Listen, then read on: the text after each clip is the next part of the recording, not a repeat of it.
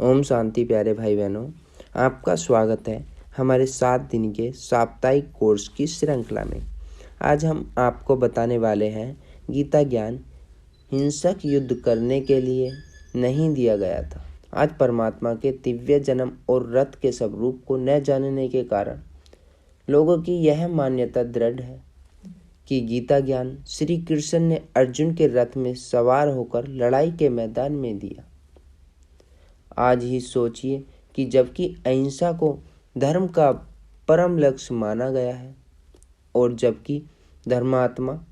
अथवा महात्मा लोग भी अहिंसा का पालन करते तथा अहिंसा की शिक्षा देते हैं,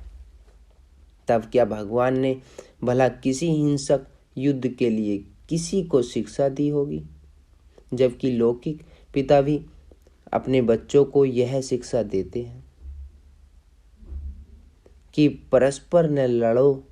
तो क्या सृष्टि के परमपिता शिव के सागर परमात्मा ने मनुष्यों को लड़ाया होगा? यह तो कदापि नहीं हो सकता। भगवान तो दिव्य स्वभाव वाले संप्रदाय की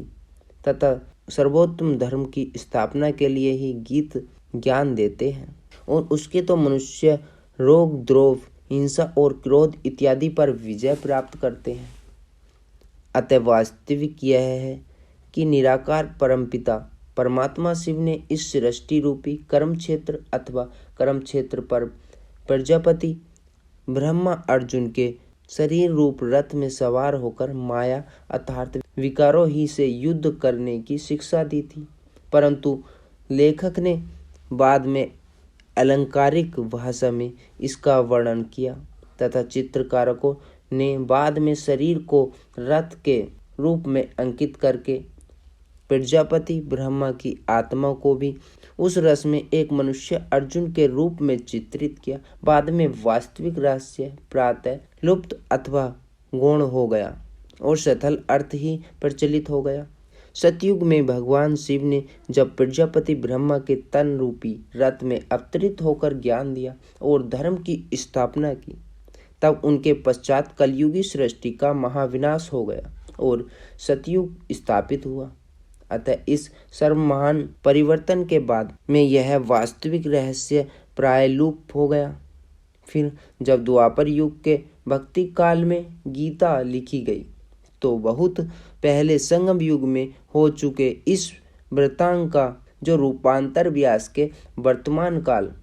प्रेजेंट टेंस का प्रयोग करके किया, तो समांतर में गीता ज्ञान को व्यास के जीवन काल में अर्थात द्वापर युग में दिया गया ज्ञान मान लिया। परंतु इस भूल से संसार में बहुत बड़ी हानि हुई, क्योंकि यदि लोग को यह रहस्य ठीक रीति से मालूम हो कि गीता ज्ञान निराकार परमपिता परमात्मा शिव ने दिया था, जो कि श्री कृष्ण के भी लौकिक पिता हैं और सभी धर्मों के अनुयायियों के परम पूज्य तथा सभी एकमात्र सत गीत दाता तथा राज्य भाग्य देने वाले हैं, तो सभी धर्मों के अनुयायी गीता को ही संसार का सर्वोत्तम शास्त्र मानते और उनके महावाक्यों को परम पिता के महावाक्य मानकर उनको सिरधारी करते और वे भारत को ही अपना सर्वोत्तम तीर्थ मानते तथा शिव जयंती को गीता जयंती तथा गीता जयंती को शिव जयंती के रूप में भी मनाते। वे एक ज्योति स्वरूप निराकार परमपिता परमात्मा शिव ही ये योग युक्त होकर पावन बना जाते तथा उससे सुख शांति की पूर्ण विरासत ले लेते। परंतु आज उपयुक्त सर्वोत्तम रहस्य को न जानने के कारण और गीता माता के पतित सर्वमान्य निराकार परमात्मा शिव के स्थान पर गीता पुत्र श्री कृष्ण देवता का नाम लिख